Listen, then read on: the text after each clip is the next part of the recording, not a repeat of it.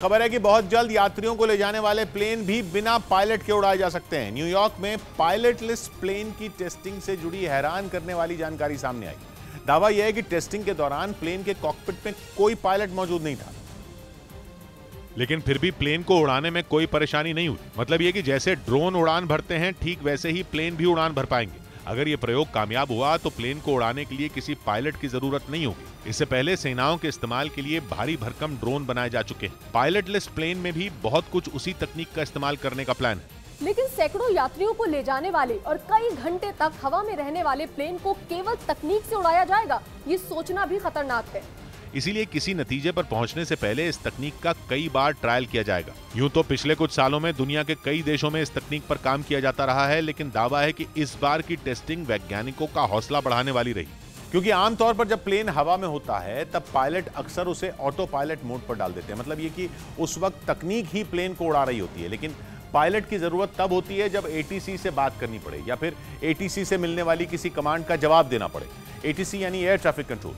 कहीं भी लैंडिंग करनी हो तो एटीसी से इजाजत लेनी पड़ती है। अगर कोई भी मुसीबत आए या किसी भी तरह की मदद चाहिए हो तो पायलट की मदद के लिए एटीसी हमेशा उपलब्ध रहता है। फिर किसी भी प्लेन की लैंडिंग और उसका टेक ऑफ सबसे बड़ी टेंशन, जो अब तक बिना पायलट के मुमकिन नहीं थी। लेकिन नई तकनीक का मकसद ये होगा कि प्लेन को हैंगर से निकालने यानी विमानों की पार्किंग से निकालने से लेकर उड़ाने तक और लैंड करने से लेकर वापस हैंगर तक पहुंचाने तक किसी भी काम में पायलट की जरूरत ना पड़े। इसके लिए कई तरह के प्रयोग होते रहे हैं। यहां तक कि विमानों को बिना पायलट के रनवे पर पहुंचाने का प्रयोग तो 2019 में भी कामयाब हो चुका है।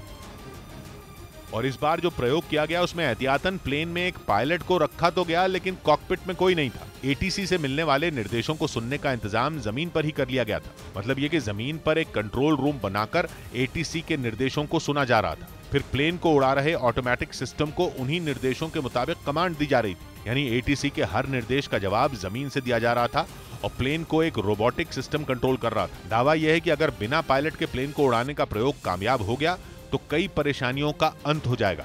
और दावा तो यह किया जा रहा है कि आने वाले सालों में बिना पायलट के उड़ने वाले प्लेन ज्यादा सुरक्षित होंगे, क्योंकि माना जाता है कि ज्यादातर विमान हादसों की वजह ह्यूमन एरर बनते हैं, यानी मानवीय त्रुटि।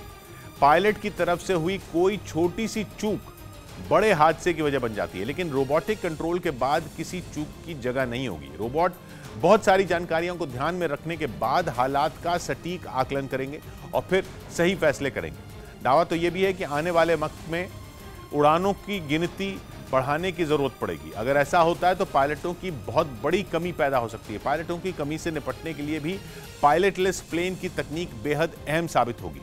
हालांकि माना जा रहा है कि अभी इस तकनीक पर बहुत सारे टेस्ट करने की जरूरत होगी, इसीलिए 2030 तक इस सोच को हकीकत बनाने का लक्ष्य रखा गया है।